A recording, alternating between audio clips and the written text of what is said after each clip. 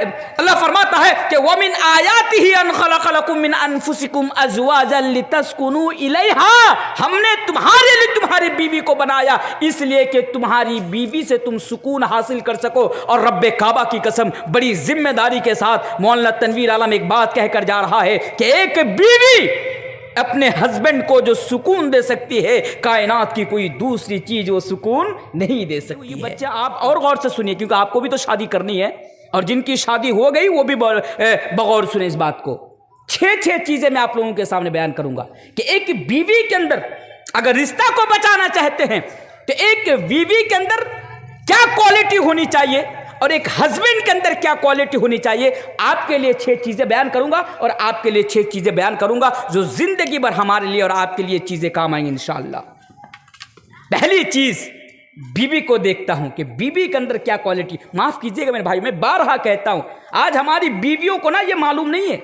हमारी बीवियों को अल्लाह माफ करे, नमाज का मसला इन्हें मालूम है, रोजे का मसला इन्हें मालूम है, ज़कात का मसला इन्हें मालूम है। होना भी चाहिए, लेकिन अफसोस कि इन्हें यह मसला मालूम नहीं कि मेरे अंदर क्या क्वालिटी होनी चाहिए अपने हस्बैंड के लिए, या अपने हस्बैंड का क्या हक है और क्या उनका मकाम है। आइए 6 चीजें पहले सुनिए। क्या आपके ऊपर आपके शौहर का क्या हक है, यानी आपको अपने हस्बैंड के लिए कैसा होना चाहिए। पहली चीज, मेरी माँओं और बहनों, अगर आपकी शादी हो गई तो सुने, अगर आपके घर में शौहर मौजूद है तो आप सुने कि आपके ऊपर आपके शौहर का पहला हक है कि आप अपने शौहर का एहतराम करें, शौहर की इज्जत करें, उनका एहतराम करें, उनकी रिस्पेक्ट करें, उनको सम्मान दे और शौहर की इताअत व फरमाबरदारी करे, इसलिए कि शौहर का हक बहुत बुलंद है। मेरी माँ और बहनों सुनो, एक हदीस सुनते जाइए। एक औरत अल्लाह के प्यारे नबी जनाब मोहम्मद रसूलुल्लाह सल्लल्लाहु अलैहि वसल्लम के पास आती है। ओ लोगों सुनो, ओ मेरी माँ और बहनों सुनो, सिर्फ सुनो नहीं, इस हदीस को याद रखो कि एक औरत अल्लाह के नबी के पास आती है किसी काम से। जब काम से वो फारिग हो जाती है तो अल्लाह के नबी उस औरत से सवाल करते हैं, ऐ औरत, क्या तेरा निकाह हो गया, क्या तेरी शादी हो गई। औरत जवाब देती है, हाँ अल्लाह के रसूल, मेरा निकाह हो गया, मेरी शादी हो गई। फिर अल्लाह के नबी उनसे सवाल करते हैं कि औरत बता, कैफा अंति लहू, तेरा मामला तेरे हस्बैंड के साथ कैसा है, तेरे शौहर के साथ तेरा सुलूक कैसा है, तेरा बर्ताव कैसा है, तेरा बिहेवियर कैसा है। वो औरत जवाब देती है, अल्लाह के नबी, मैं हर मुमकिन ये कोशिश करती हूँ कि मैं शौहर के साथ अच्छा सुलूक करूँ, उनके साथ में अच्छा बिहेवियर से पेश आऊँ, अच्छे बर्ताव से उनके साथ पेश आऊँ, मैं हर मुमकिन कोशिश करती रहती हूँ। फिर अल्लाह के नबी ने उस औरत को भी बयान फरमाया और उस औरत के जरिए से तमाम की तमाम औरतों को भी ये मैसेज दे दिया। और अल्लाह के नबी ने बयान फरमाया, ऐ औरत तू अच्छी तरह देख ले, और मैं इसको नकल करती हुए ये भी कहकर जा रहा हूँ, ऐ मेरी माँ हुआ बहनों, आप भी अच्छी तरह देख ले कि आपके घर में जो हस्बैंड है उसके साथ आपका मामला कैसा है,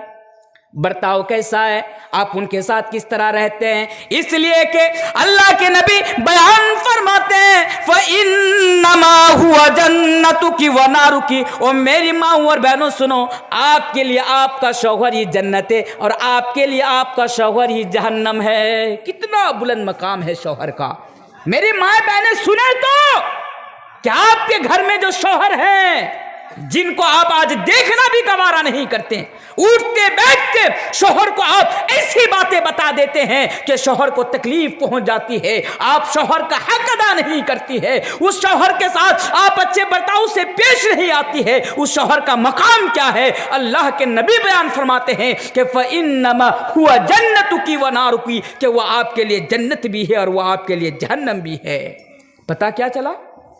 पता ये चला, अगर आप जन्नत के अंदर जाना चाहते हैं तो अपने हस्बैंड के साथ अच्छा बर्ताव कीजिए। हस्बैंड के साथ, आपके घर में जो शौहर है ना, उसके साथ आप अच्छा बर्ताव कीजिए। एक हदीस, आइए और एक हदीस सुनते जाइए।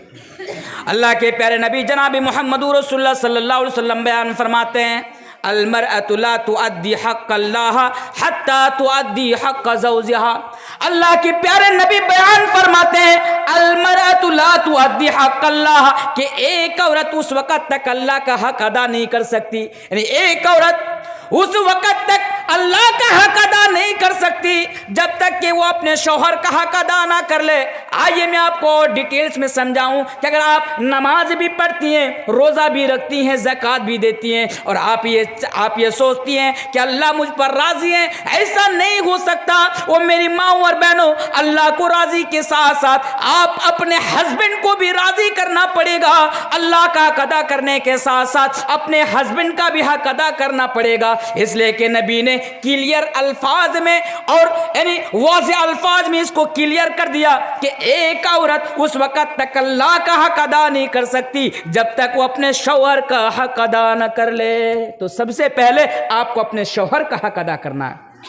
अल्लाह के नबी ने तो यहां तक बयान फरमाया, ओ दुनिया वालों सुनो, मैं मोहम्मद मैं तुम्हें ये बता रहा हूं, ए दुनिया की औरतों सुनो, अल्लाह के नबी बयान फरमाते हैं कि अगर अल्लाह के अलावा किसी और के सामने सजदा करना जायज होता, इस हदीस को गौर से सुनिए, अल्लाह के नबी बयान फरमाते हैं कि अल्लाह के अलावा अगर किसी और के सामने सजदा करना जायज होता, किसी और के सामने माथा झुकाना जायज होता, और लोगों मज़ारों पे जाकर सजदा करने वालों, मज़ारों पे जाकर चादर चढ़ाने वालों, मज़ारों पे जाकर बेटा बेटी मांगने वालों, सुनो, हमारे हबीब बयान फरमाते हैं कि अल्लाह के अलावा अगर किसी और के सामने सजदा करना जायज होता तो नबी सबसे पहले औरतों को हुक्म देता कि औरतों जाओ और जाकर अपने शौहर के सामने सजदा कर।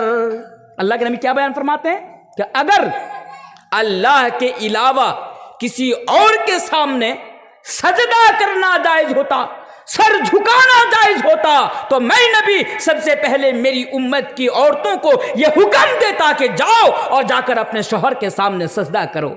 लेकिन अल्लाह के नबी ने ऐसा हुक्म नहीं दिया। लेकिन हाँ, यह हदीस हमें बयान कर रही है, यह हदीस हमें बताती है कि एक शौहर का मकाम कितना बुलंद है, एक हस्बैंड का, एक पति का मकाम कितना बुलंद है कि इस्लाम कहता है, नबी कहता है, अगर सजदा करना जायज होता तो उनके सामने मैं तुम्हें सजदा करने का हुक्म देता। लेकिन ऐसा नहीं दिया। यहां पर ना एक चीज मुझे याद आ गई। मेरा एक फ्रेंड है ना, नॉन मुस्लिम, वो हिंदू है। मेरे बहुत सारे फ्रेंड हैं जो कॉलेज के साथी हैं, वो नॉन मुस्लिम है, वो हिंदू है। मुझे एक दिन सवाल कर रहे हैं कि तनवीर साहब, आपसे ना एक बात पूछना चाहता हूं। दोस्त है। मैंने कहा ठीक है भाई, पूछो, क्या बात पूछना चाहते हो। तो जवाब दे रहा, सवाल कर रहा है कि तनवीर साहब, आप लोगों के दरमियान ना, मुसलमानों के दरमियान माँ का कोई सम्मान ही नहीं है, माँ का कोई सम्मान नहीं है, मुसलमान लोग माँ की इज्जत नहीं करते हैं। मैंने कहा अच्छा, ये कैसे बोल रहे हो कि मुसलमानों के दरमियान माँ का सम्मान नहीं है, माँ का एहतराम नहीं है, माँ का कोई मकाम नहीं है, ये तुम कैसे बोल रहे हो।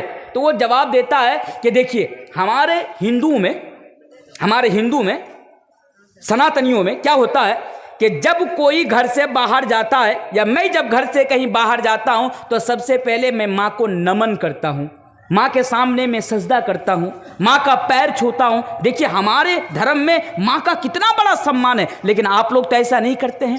फिर मैंने उनको जवाब दिया कि सुनिए, इस्लाम के अंदर माँ का सम्मान है, माँ का मकाम है, क्योंकि कुरान और हदीस बार बार हमें ये तालीम दे रहे हैं कि हमारी जबान से माँ को तकलीफ नहीं पहुंचनी चाहिए, या कुरान हमें बार बार ये तालीम दे रहा है कि माँ के साथ हुस्न सुलूक करो, माँ के साथ अच्छा बर्ताव से पेश आओ। हुमा जन्नतुका व नारुका, क्योंकि तुम्हारी माँ तुम्हारे लिए जन्नत भी है और तुम्हारी माँ तुम्हारे लिए जहन्नम भी है। माँ की बड़ी फजीलत है। मैंने उनको बताया और बाद में उनको ये भी बताया कि देखो, हमारे इस्लाम में अल्लाह के अलावा किसी और के सामने सजदा करना जायज़, अल्लाह के अलावा किसी और के सामने सजदा करना जायज़ नहीं है। हम मुसलमान अपनी गर्दन कटा सकते हैं, लेकिन किसी और के सामने सजदा कर नहीं सकते हैं, क्योंकि यह हमारा ईमान का तकाजा है। तो मेरे प्यारे साथी और मेरी माँ और बहनों, हदीस क्या बयान कर रहा था कि अल्लाह के नबी बयान फरमाते हैं कि अगर सजदा करना जायज़ होता तो मैं हुक्म देता कि जाओ और जाकर अपने शौहर के सामने जाकर सजदा करो। अच्छा, और एक हदीस सुनते जाइए। जितनी भी हदीस पढ़ रहा हूँ ना, तमाम की तमाम सही हदीस है। और एक हदीस कि शौहर का क्या मकाम है। अल्लाह के प्यारे नबी जनाब मोहम्मद रसूलुल्लाह सल्लल्लाहु अलैहि वसल्लम बयान फरमाते हैं, मेरी माँ और बहनों इस हदीस को बगौर सुनो, अगर किसी औरत की मौत इस हाल में आ जाए कि उसका हस्बैंड उसके ऊपर राजी है, उसका शौहर उसके ऊपर राजी है, तो ऐसी औरत से कहा जाएगा दखलतिल जन्ना, तू जन्नत के अंदर चली जा। ओ मेरी माँ और बहनों सुनो, कितना आसान है आपके लिए जन्नत में जाना। हमारे हबीब बयान फरमाते हैं कि अगर आपकी मौत इस हाल में आए कि उस टाइम आपका हस्बैंड आपके ऊपर राजी है, आपका शौहर आपके ऊपर राजी है, तो दखलतिल जन्ना, तो आपसे कहा जाएगा कि तुम जन्नत के अंदर चली जा। अगर आपका हस्बैंड, मान लीजिए आपकी मौत हो गई इसी टाइम, और इस टाइम आपका हस्बैंड आपके ऊपर राजी है, वो खुश है आपको लेकर, तो अल्लाह के प्यारे हबीब बयान फरमाते हैं कि आप जन्नती हैं, आप जन्नत के अंदर जाएंगे। लेकिन आप जरा गरीबान में झांक कर देखें कि आज हमारे समाज में ऐसी भी बीवियां मिलती हैं कि 3-3 दिन और 4-4 दिन तक अपने हस्बैंड के साथ बात तक नहीं करती है, अपने हस्बैंड के साथ वो बात तक नहीं करती है, अपने हस्बैंड की तरफ नजर उठाकर भी नहीं देखती है। मेरी माँ बहने, आप जरा मुझे बताओ ना, चलिए ठीक है आप नमाज पढ़ते हैं, आप रोजा रखते हैं, आप अल्लाह वाली हैं, आप सब कुछ करती हैं, लेकिन खुदा ना खास्ता आपकी मौत अभी आ जाए और आपका हस्बैंड आपसे नाराज है, तो आपका ठिकाना जन्नत में होगा या आपका ठिकाना जहन्नम में होगा, ये फैसला आपको करना है। क्योंकि हदीस तो हमें वाज़े तौर पर ये मैसेज दे रही है ना, हदीस तो हमें वाज़े तौर पर ये पैगाम दे रही है ना कि आपके लिए आपके हस्बैंड जन्नत भी हैं और आपके लिए जहन्नम भी है। और अल्लाह के नबी तो यहाँ तक बयान फरमाते हैं कि अगर आपकी मौत इस हाल में आ जाए कि आपका हस्बैंड उस टाइम आपके ऊपर राजी है, तो आपसे कहा जाएगा कि आप जन्नत के अंदर चली जाएं। अच्छा, और एक हदीस सुनते जाइए। अल्लाह के प्यारे नबी जनाब मोहम्मद रसूलुल्लाह पढ़िए सल्लल्लाहु अलैहि वसल्लम बयान फरमाते हैं, मेरी माँ और बहनों से हदीस से सुनते जाइए। अल्लाह के नबी बयान फरमाते हैं, इदा सल्लतिल मरअतु खम्सहा व सामत शरा, ओ औरतों सुनो, अगर कोई औरत 5 टाइम की नमाज पढ़ ले, माह रमजान में रोजा रख ले, अपनी शर्मगाह की हिफाजत कर ले और अपने शौहर की इताअत और फरमाबरदारी कर ले, वकील ला, तो ऐसी औरत से कहा जाएगा कि ऐ औरत, जन्नत के जितने भी दरवाजे हैं इन तमाम के तमाम दरवाजों को देख ले, और देखने के बाद तुम जिस दरवाजे से जन्नत के अंदर जाना चाहो, तुम उस दरवाजे से जन्नत के अंदर प्रवेश कर जाओ, उस दरवाजे से तुम जन्नत के अंदर चली जाओ। ओ मेरी माँ और बहनों, जरा हदीस पर गौर तो करो कि आपके लिए जन्नत में जाना कितना आसान है। कि अल्लाह के नबी कहते हैं आपको कुछ नहीं करना है दुनिया में, बस आपको 5 वक्त की नमाज पढ़नी है, आपको माह रमजान का रोजा रखना है, आपको अपने शर्मगाह की हिफाजत करनी है, अपने प्राइवेट पार्ट की हिफाजत करनी है और अपने शौहर की इताअत करनी है। अगर आपने ये 4 काम कर लिया तो अल्लाह के नबी फरमाते हैं कल कयामत के दिन आपसे कहा जाएगा कि जन्नत के जितने भी दरवाजे हैं इन दरवाजों को देख ले, और देखने के बाद तुम्हें जो दरवाजा पसंद आ जाए तुम उस दरवाजा से जन्नत के अंदर प्रवेश कर जाओ। इस हदीस के अंदर भी हमें पता चला कि शौहर का यह हक है आपके ऊपर कि आपको शौहर की इताअत और फरमाबरदारी आपको करनी पड़ेगी। चलिए, दूसरा हक आपके ऊपर आपके हस्बैंड का क्या है, यानी आपको अपने हस्बैंड के लिए कैसी बीवी बननी है। एक हदीस सुनते जाइए। दूसरा हक है शौहर का, इदा दाअर रजुलु इमरातहु इला फिराशी, अल्लाह के प्यारे हबीब जनाब मोहम्मद रसूलुल्लाह सल्लल्लाहु अलैहि वसल्लम बयान फरमाते हैं, ओ मेरी माँ बहनों सुनो, इदा दाअर रजुलु इमरातहु इला फिराशिही, क्या अगर किसी बीवी को उसका शौहर अपने पास बुलाए, मसलन अगर आपका शौहर आपको अपने पास बुलाए, हदीस का अल्फाज है इला फिराशिही, अगर अपने बिस्तर पर बुलाए तो आपको अपने हस्बैंड के पास आना है, आपको अपने शौहर के पास आना है। अगर आप बहानाबाजी करते हुए अगर हस्बैंड के पास ना आए तो अल्लाह के प्यारे हबीब बयान फरमाते हैं अगर आपका हस्बैंड ना आपके ऊपर नाराज हो गया तो लानत हल मलाइकतु हत्ता तुस्बिया, तो आसमान के फरिश्ते आपके लिए बद्दुआ करेंगे, आसमान के फरिश्ते आपके ऊपर लानत की बरसात बरसाएंगे यहाँ तक जब तक कि सुबह ना हो जाए। हदीस का माना क्या निकला? हदीस का माना यह है आपके हस्बैंड ने आपको बुला लिया, मेरे पास आ, या कहीं पर भी आपको बुला लिया, आपको अपने हस्बैंड के पास जाना है। अगर आप ना गई और आपका हस्बैंड नाराज हो गया तो मेरी माँ और बहनों सुनो, लानत हल मलाइकतु हत्ता तुस्बिहा, आसमान के फरिश्ते आपके लिए बद्दुआ करेंगे। तो ये बीबी के ऊपर शौहर का यह हक है कि शौहर जब बीवी को अपने पास बुलाए तो बीवी तमाम काम काज को छोड़कर अपने शौहर के पास आए, अपने हस्बैंड के पास आए। एक हदीस तो यहां तक है कि वकानत अला तन्नूर, अगर आप तन्नूर पर हैं, किचन में हैं, किचन को आप लोग क्या बोलते हैं बंगला में? किचन बोलते हैं, रन्ना घौर, बंगला में क्या बोलता है? रन्ना घौर।